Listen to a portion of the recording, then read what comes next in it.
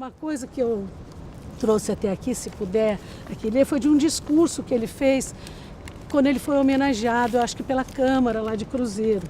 Porque aí você mostra bem a visão de como ele era na visão dele, ele dizendo, né? Ele dizia assim: a vida só se justifica se nos sentimos projetados e radicados no futuro. O futuro de nosso povo e as transformações dessa injusta e desumana sociedade em que vivemos é que são nossa razão de ser, quer como médico, quer como cidadão, se é possível desvincular em mim esses dois atributos. Eu sempre que leio me emociono por isso no final, porque era uma coisa indissociável nele, essa ser médico, e eu acho que isso é que faz a grandeza de uma pessoa. Isso era a grandeza do Dr. Washington, que eu chamo muito informalmente de Washington.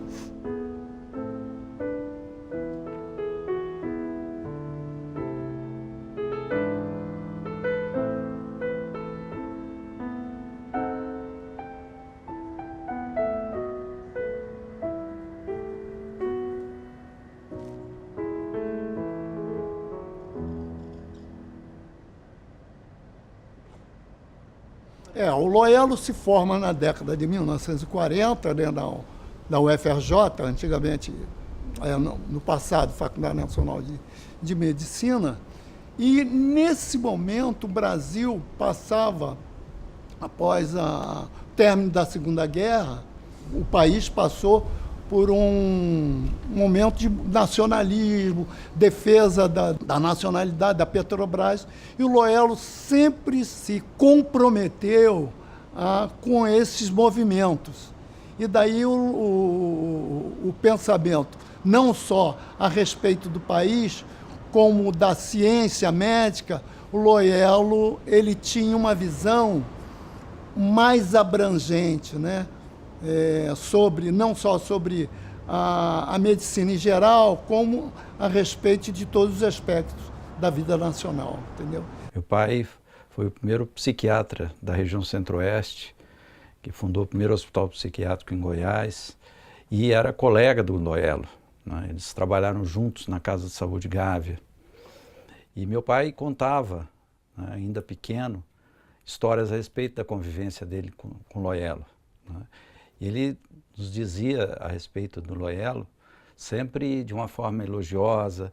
E um dado curioso que ele contava da relação dele com o Loyola, que a primeira gravata que ele usou na vida foi dada pelo Loyola, né?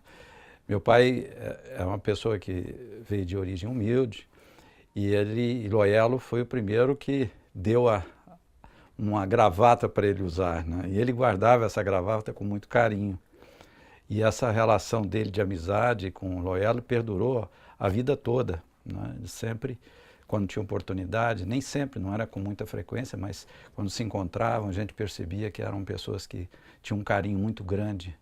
Olha, eu conheci o Loyola em 1969. Eu estava no 4º ano de medicina e foi muito interessante, porque no dia que eu encontrei o professor, eu estava desistindo de fazer psiquiatria. Eu já frequentava o hospital psiquiátrico do Engenho de Dentro, eu estava muitíssimo preocupado com o que eu vira naquele hospital. Certa violência institucional, uma certa opressão, uma prática que ia logicamente contra tudo aquilo que eu, até pela minha formação ideológica e intelectual, defendia. Então, por uma coincidência, quando eu deixava o hospital, eu fui apresentado ao professor Loyola, que me convidou para trabalhar com ele no pronto-socorro. Então, de lá para frente, nós tivemos uma amizade muito próxima, uma relação muito, assim, quase que de pai e filho. Ele era uma pessoa muito engajado nas questões da psiquiatria, mas das questões da saúde de um modo geral, assim como outras pessoas que nós tínhamos em comuns, com uma visão muito respeitosa do ser humano e da dignidade. Eu gosto de falar dessa coisa da dignidade quando eu falo do Loyola, porque eu acho que ele exalava muito isso na postura dele, e isso era nas relações também. Essa coisa da dignidade era uma coisa muito importante. Eu ouvia as aulas do professor Loyola assim, com muita atenção, todos os colegas na época, porque o Loyola tinha uma característica que o diferenciava dos outros professores, que era a sua preocupação de inserir a psiquiatria dentro de um contexto sociocultural, né, dentro da realidade brasileira. Era uma pessoa extremamente preocupada, né, com a justiça social. Foram duas experiências. Uma, a psiquiatria. Percebi logo que o Loyola é uma pessoa realmente muito versada em psiquiatria, um bom conhecimento de teoria psiquiátrica, da prática psiquiátrica, e isso logo me encantou e me fez ficar realmente muito próximo a ele. E depois a parte ideológica de esquerda, porque a minha formação é muito católica. Ainda é católica, a minha formação é católica. Tanto assim que eu tenho um irmão que é monge beneditino, isso mostra bem a formação familiar. Então era muito católico e conhecia muito mal a teoria da esquerda, né? E nas conversas com ele, nós fazíamos o seguinte: durante o dia não dava para conversar nada, era atender massa de pessoas, né? Mas depois que as coisas acalmavam à noite, quase sempre depois de jantar, a gente começava a conversar. E nessas conversas nós íamos muito na parte de política, ideologia. Bom, a relação era sempre de muita generosidade e sempre preocupado com a formação de cada um. Quer dizer, as particularidades de cada um, ele observava o comportamento. Fulano tem a dificuldade X no relacionamento com a equipe, Ciclano tem a dificuldade X no relacionamento com os pacientes, Beltrano não lê direito. Então, para cada um, ele destacava o seu ponto frágil, né, e tentava, então, mostrar para cada um de nós o nosso ponto frágil e nos ajudar a superar essas falhas, né, que nós tínhamos. Quem foi aluno dele, sem dúvida nenhuma, tem uma relação de carinho. Assim é quando a gente vai nos simpósios, congressos, encontros, é sempre falar de uma maneira, porque ele era uma pessoa muito afetiva. Eu tenho até uma história assim, muito pessoal, mas eu acho que dá um pouquinho do sinal dele, né? Eu era ainda residente e eu tive meu primeiro filho. E ele, que já era um mestre, ele veio na minha casa, me trouxe um presentinho para o meu filho. Quer dizer, dava uma importância a uma ex-aluna, e isso era muito gostoso. E todos nós nos sentimos assim, isso não era uma coisa só eu. A cada um, ele tinha uma coisa muito delicada, muito especial para falar.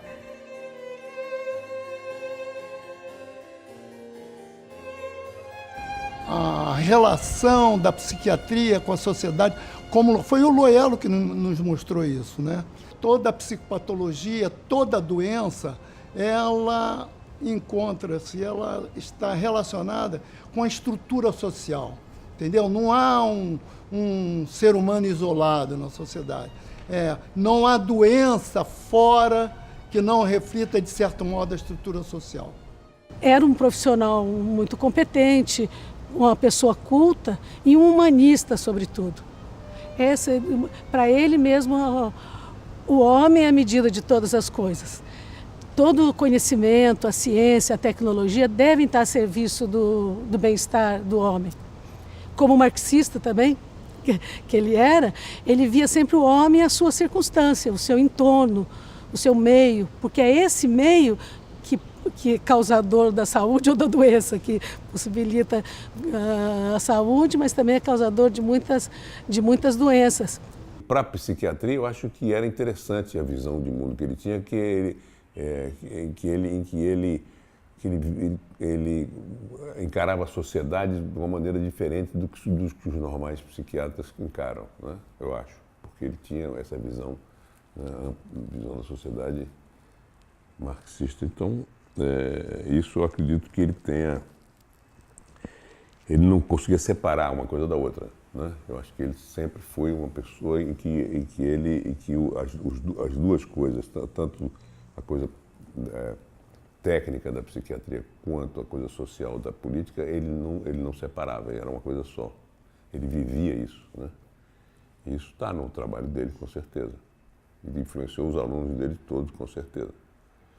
E eu acho que não foi difícil para mim me engajar, né, e entender né, a forma do professor Loyola lidar com a doença mental dessa forma, né, de uma forma mais global, com a preocupação em relação ao paciente em termos da capacidade dele poder fazer um tratamento, de ter condições de adquirir um medicamento e mais do que isso, né, de reforçar, de valorizar os outros recursos que hoje em dia são deixados de lado muitas vezes, né, dando uma prioridade, quase que uma exclusividade ao tratamento farmacológico.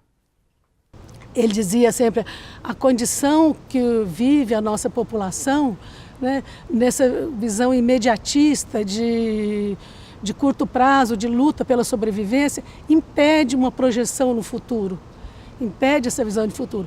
E é como uma mutilação psíquica, você não ter projetado assim sonhos, né, desejos. Essa posição dele fazia com que ele tivesse uma certa clareza, inclusive, da relação do trabalho com a doença mental, que era uma coisa assim, muito cara para se falar, muito difícil e tal, porque havia-se com uma ideia hegemônica de que você adoecia pelas suas próprias questões. E tem que dizer o seguinte, não, existe um meio, né? Existem umas cobranças, isso tudo, você está inserido dentro disso. Né? O consumismo, todas essas questões, a opressão, a alienação do trabalho, que ele escreveu de uma maneira tão bonita. E Loyola sempre deu essa lição, né? Nós temos que atender as pessoas nas suas enfermidades, evidentemente, como doentes, mas como seres humanos, como pessoas, e está inserido num contexto biopsicossocial. Né? Bio porque são seres biológicos, evidentemente, mas nunca esquecer o contexto psicossocial. E esse contexto psicossocial tem que ser entendido sob uma visão marxista, uma visão de esquerda. Uma vez uma visão de direita, digamos assim, é muito pobre para poder entender todo um contexto biopsicossocial, psicossocial principalmente. Então foi mais ou menos nessa moda, ele me mostrando como se atende às pessoas assim. Atender como médico, evidentemente, que doenças a pessoa tem, que ela está sofrendo, como aliviá-la, como medicá-la, mas saber que ela não existe isoladamente, ela faz parte de uma sociedade, de uma comunidade, que também é importante, desde a família até a sociedade como um todo. Ter essa visão também. Foi a partir daí que a gente começou, eu era estudante de medicina ainda, né?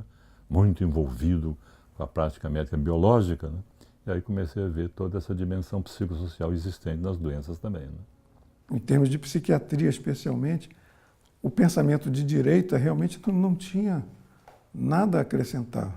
Era puro controle, pura repressão. E nessa época, década de 70, havia um desenvolvimento muito grande de vários tipos de estudo, antropologia, sociologia, economia, que eram pensamentos de esquerda porque criticavam a estrutura social predominante na época. E poucas pessoas tinham acesso a essa literatura por conta da situação de censura no Brasil. Loyola fez a formação dele na França e ele costumava ir a todos os congressos na França, na Noruega e outros países. E o Loyola trazia muitos livros. Trazia livro do Fanon, trazia livro do Henri Vallon, entendeu? Então o Loyola possibilitava, dava acesso a nós a esses livros, a esse conhecimento que nós não tínhamos.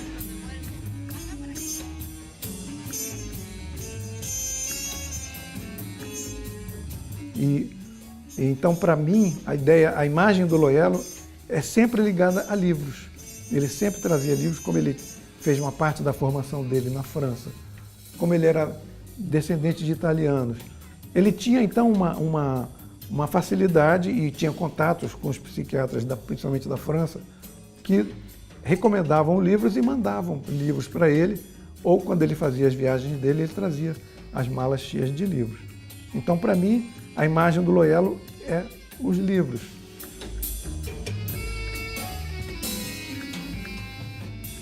É difícil comparar, para nós que estamos vivendo hoje, numa época que a conexão é enorme, você tem a informação circula sem barreiras, você não tem como impedir a circulação de informação, muito diferente daquela época em que era possível um determinado governo impedir inteiramente a circulação de livros, de ideias, de jornais, de notícias. Era possível. Então, uma pessoa que conseguisse ter acesso a livros, a maioria das vezes importados ou traduzidos para o espanhol, geralmente do México ou da Espanha, às vezes da Argentina.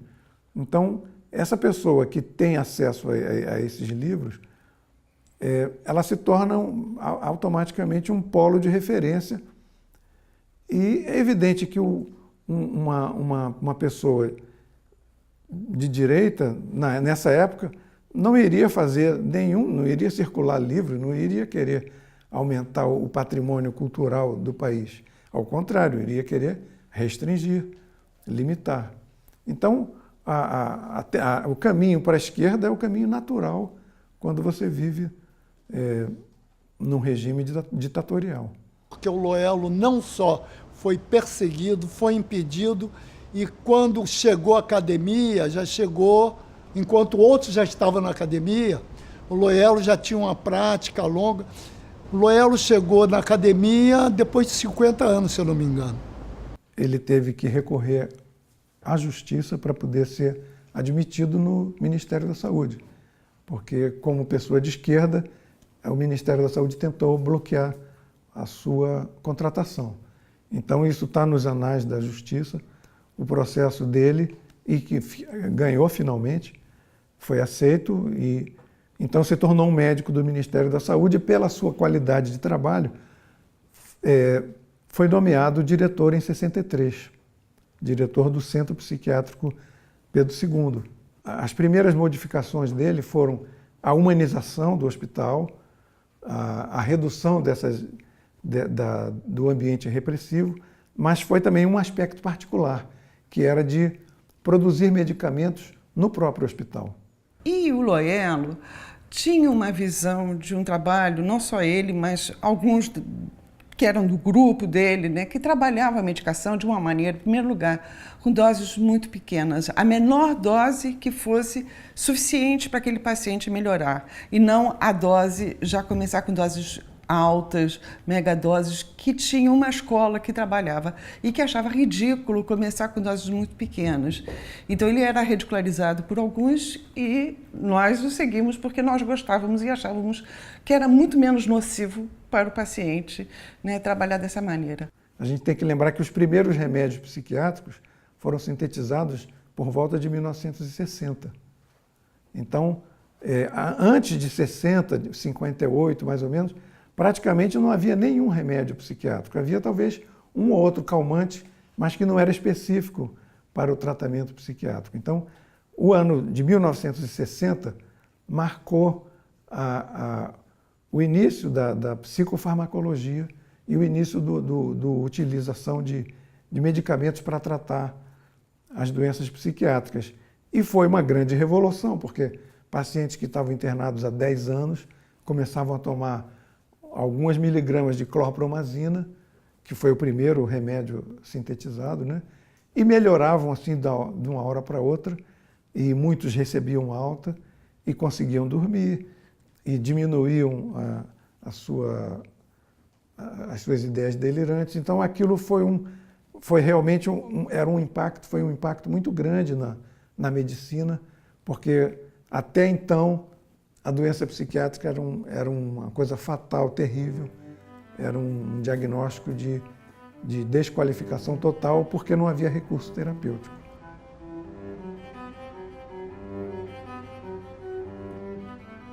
Uma vez, ainda na plena repreensão política, uma pessoa que hoje é um nome importante na vida política e cultural brasileira, mas eu não vou citar uma questão de ética, foi preso. E estava num dos piores quartéis, que era da Barão de Mesquita, da Prisão do Exército. E ele teve um surto, ficou maluco. O coronel, parece que um ato de misericórdia, em vez de mandar subir logo com ele, para acabar com aquela molação, e tem um maluco preso lá no quartel, resolveu mandar para a gente examinar, né? E nós examinamos e vimos que a maluquice não era bem maluquice, era uma tentativa de sair daquela situação com uma postura de louco, né? Perigoso, hein? Porque em geral mandava matar, né? Não tinha esse negócio de tratar de louco, não, mandava matar. Mas o coronel foi misericordioso e mandou ser examinado. E nós ficamos com essa dúvida, eu e Loello. E agora? Vamos dizer que no fundo isso é uma simulação, quer dizer que ele não tem nada, ele está simulando uma loucura para escapar? Ou vamos inventar aí uma história qualquer para justificar? Aí conseguimos inventar, sem fraudar, né, sem uma fraude, descobrir uma entidade clínica que as pessoas, quando estão numa situação muito difícil, podem adoecer também. E nós dissemos, não, ele tem essa doença. Como o cara não tinha a menor ideia que doença era, dando um nome de um alemão qualquer, tipo Alzheimer, não era Alzheimer, um outro nome, Ganser. Aí o coronel viu, Ganser, doente de Ganser, sei lá o que é isso, então tá bom, manda esse cara embora e bota ele lá no hospício. Ele escapou da polícia do exército na ocasião.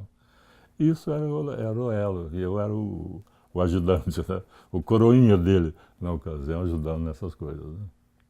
É até espantoso porque o diretor de um hospital psiquiátrico é um dos primeiros a ser afastado e punido. Qual é a importância que tem a psiquiatria?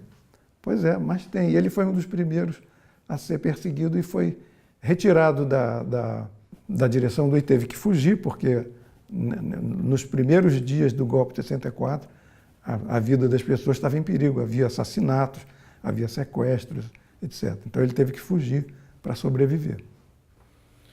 E quando houve a denúncia, vocês não souberam que tinham sido denunciados? Não. Nós não sabíamos. Nós suspeitávamos, né, de algumas pessoas, pelas suas atitudes, tomávamos cuidado, naturalmente, mas nós não sabíamos quem era e como essas denúncias aconteciam. Bom, nós ficamos sabendo dessa denúncia por alguém que avisou na época. Vocês estão sendo denunciados, vocês estão sendo vigiados. De vez em quando apareciam uns estagiários estranhos.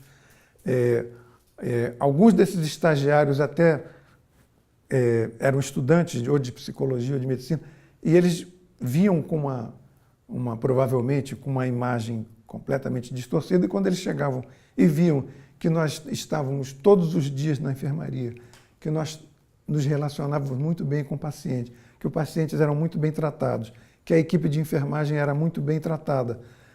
Então eles provavelmente davam um nó na cabeça deles e eles de alguma maneira deixavam que nós percebêssemos que eles estavam ali para isso e que eles tinham mudado a visão deles. E um deles, pelo menos, chegou a dizer, olha, a gente veio aqui para isso, mas a nossa impressão é completamente diferente. Então, a gente era muito vigiado o tempo todo.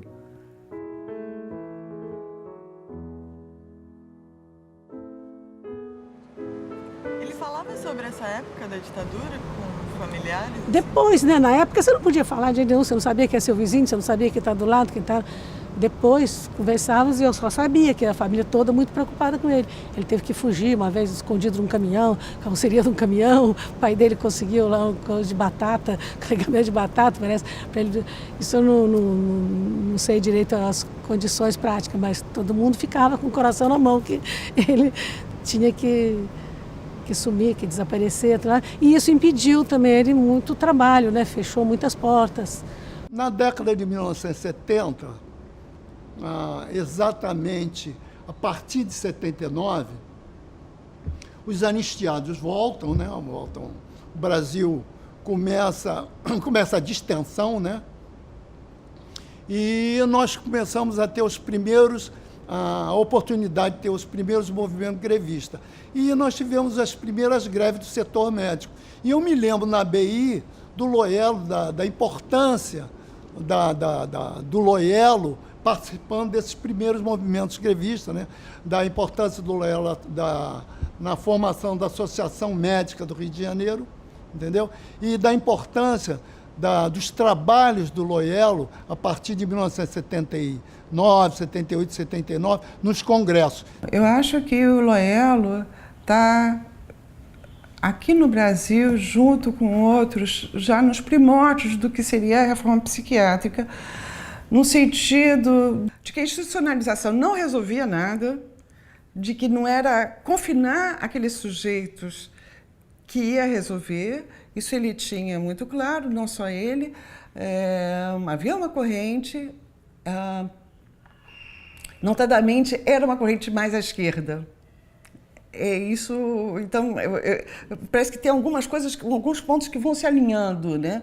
Trouxe o Franco Basaglia, né, para falar sobre o movimento psiquiátrico na Itália, e foi muito interessante porque poucas pessoas, poucos psiquiatras conheciam o movimento do Basaglia, né, sobre o movimento de Trieste, né, na Itália. O movimento do Basaglia foi um movimento que se apoiou fortemente nos sindicatos operários. Agora, em nenhum momento o Basaglia, conversando com ele, negou a doença, negou a necessidade do tratamento. Ele denunciava aquilo que nós também denunciávamos aqui, né? A opressão, a exclusão que o louco sofre. O louco sofre dupla exclusão. Primeiro que é louco, segundo que é pobre. O Loiello tentava fazer essas mesmas mudanças, porque o Loiello é descendente de uma família de imigrantes italianos. E ele tinha contato com a esquerda italiana. Então ele sabia tudo que a esquerda italiana estava fazendo nos hospitais lá, e ele tentava implantar aqui também, a mesma coisa. O pensamento mudou no mundo inteiro. E como eu expliquei, ele foi reprimido na década de 60, e na década de 70 o projeto era exatamente esse, que o paciente ficasse durante o dia no hospital, à noite fosse para casa, seria o hospital dia. Ou outros pacientes ficassem o dia com a sua família ou com seus amigos e à noite viessem dormir no hospital. E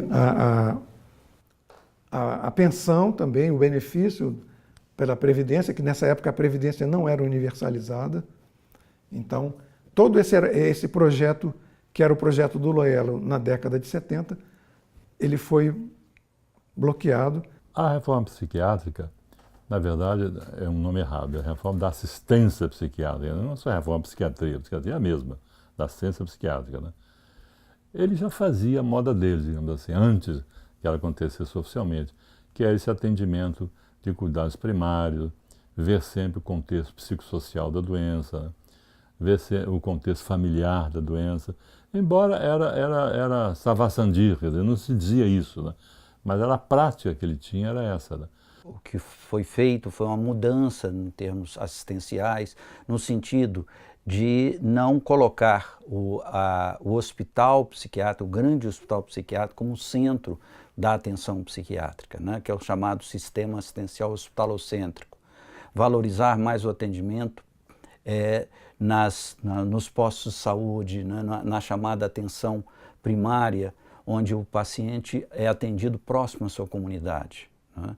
Porque isso faz com que o paciente continue inserido dentro dessa comunidade. O professor Loiello, na verdade, ele antecipou a reforma psiquiátrica.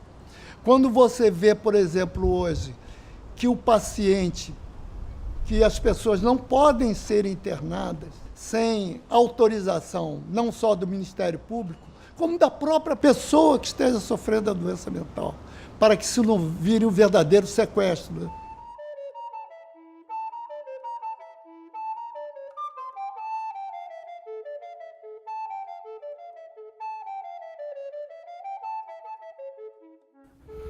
Veja, o mais importante é o combate ao estigma, né? É ser o paciente psiquiátrico um paciente de direito comum, que ele seja visto e tratado da mesma forma que os outros pacientes.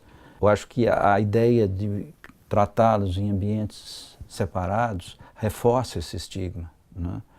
Então, a minha luta em termos da inserção do doente psiquiátrico dentro de um hospital geral é sobretudo no sentido de combater esse estigma, que ali dentro do hospital geral ele seja visto como um outro paciente, como qualquer outro paciente, né? Há uma questão importante a falar aí, a questão da arquitetura.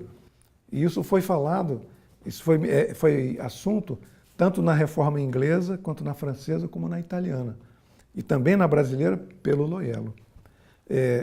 A questão da arquitetura para o paciente psiquiátrico é essencial, porque é o espaço. O que a sociedade industrial fez com o paciente foi o confinamento. No caso de um hospital aberto, você teria muita dificuldade de localizar essa enfermaria dentro de uma arquitetura de um hospital geral que é feito para pacientes completamente diferentes. Como é que você iria ter um hospital dia, que então durante o dia o paciente psiquiátrico passaria o dia fazendo atividade numa enfermaria de hospital geral, na enfermaria de câncer, na enfermaria de obstetrícia? Onde é que esse paciente ia passar o dia? Então, a arquitetura do hospital geral não é favorável para o hospital dia. Também não é favorável para o hospital noite, porque então teria uma entrada de dezenas de pacientes toda noite e uma saída toda manhã. O que se pode fazer é, ao lado do hospital geral, numa estrutura arquitetônica apropriada para a psiquiatria, mas ao lado do hospital, quer dizer, o paciente psiquiátrico necessita da assistência de medicina geral e também o hospital geral necessita do apoio dos psiquiatras, que vão ao hospital geral para dar pareceres, para medicar os pacientes de hospital geral, medicar depressões, insônias, crise no paciente de hospital geral. Então, essa integração é boa, desde que a arquitetura seja apropriada. A questão do espaço para a psiquiatria é decisiva. Eu acho que a criação de centros de atendimento de meio-dia, de dia inteiro, tudo isso são alternativas do sujeito, e tanto do sujeito que está isolado como da família. Eu acho que facilita essa ressocialização e facilita também essa sociedade viver assim um pouquinho mais tolerante com os nossos ditos desajustados, né? A reforma psiquiátrica no Brasil foi a pior possível. Ou seja, tudo aquilo que aqueles psiquiatras que não são mencionados tentaram, foi frustrado, foi desmontado. A do Loyola foi desmontada e transformada, aquela enfermaria virou um velho asilo. A enfermaria do Oswaldo Santos, a mesma coisa, e assim por diante. Então, o que o Estado brasileiro fez? Exatamente o mesmo que os Estados Unidos, que a Inglaterra, só que no Brasil não havia uma rede de assistência como havia na Inglaterra. O Brasil não tinha o benefício para todos os pacientes. Então, os pacientes foram simplesmente jogados na rua. Os hospitais hoje estão vazios e a história da reforma psiquiátrica é contada, está vendo? Isso aqui era um local de degradação, os pacientes viviam sujos, nus, abandonados no hospital, e agora o hospital está vazio. Hospital vazio, invisibilidade do paciente psiquiátrico. A mesma coisa que aconteceu nos Estados Unidos. O paciente psiquiátrico se tornou invisível, foi expulso, sem dinheiro, sem assistência médica, foi jogado na rua e, misteriosamente, desapareceu das estatísticas. Outras estatísticas começam a aparecer. A mídia, de certa maneira, é cúmplice nessa invisibilidade, porque a mídia, então, começa a destacar as estatísticas que aparecem. Morador de rua, de repente, morador de rua dispara, de repente, drogados. Essas estatísticas começam a aparecer. Família disfuncional é um outro rótulo que a mídia gosta de usar. A família disfuncional não é uma família que foi simplesmente abandonada. Então, a reforma psiquiátrica no Brasil foi a pior possível. Ela foi a reforma da invisibilidade.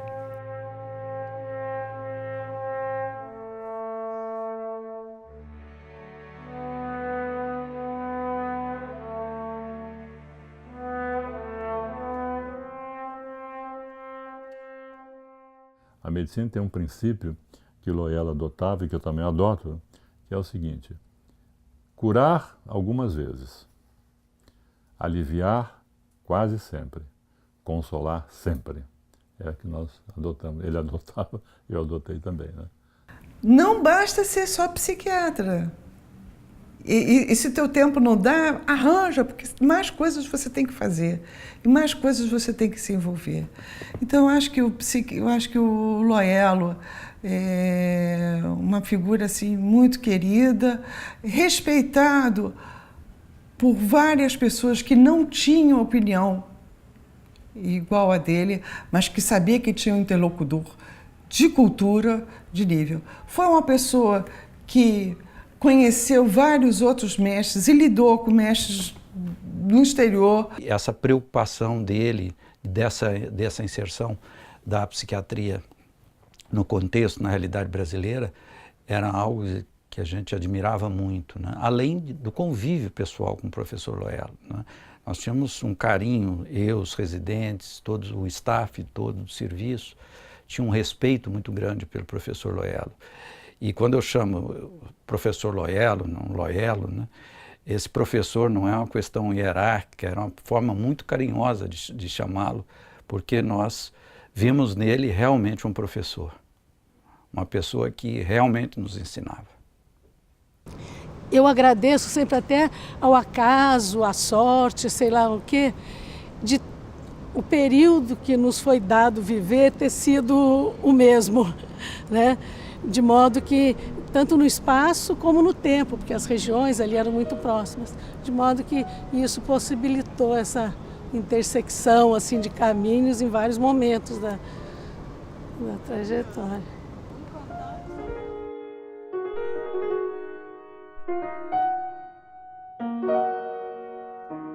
A história da psiquiatria, meu filho, é a integração, representa a integração das 3 dimensões que a psiquiatria tem em si.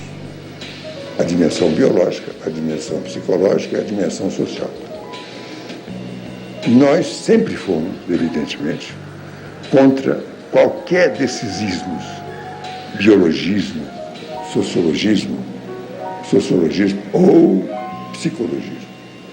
Nós achamos que a psiquiatria é psiquiatria ou então não é psiquiatria. Quer dizer, é uma unidade e não se pode fazer divisões nem separações, posto que se você pega uma parte, você destrói o todo. Ou então erra quando vai ver o todo. Assim foi a nossa carreira aqui, foi uma carreira de luta, evidentemente, para que uma psiquiatria integrada, quer dizer, não tinha que integrar nada. A psiquiatria é a doença do homem, né? É uma doença específica, que não é neurológica. Ela não tem nenhuma base. Todas as especialidades médicas têm uma base, um suporte. Quer dizer, a cardiologia tem um aparelho cardiológico, né? Coração, vaso, etc. A pneumologia tem um pulmão, e dá a base concreta para seu estudo da fisiologia e da patologia. A psiquiatria não tem. A psiquiatria, a base dela é o homem integral, é o homem inteiro, vivendo, é o homem existindo.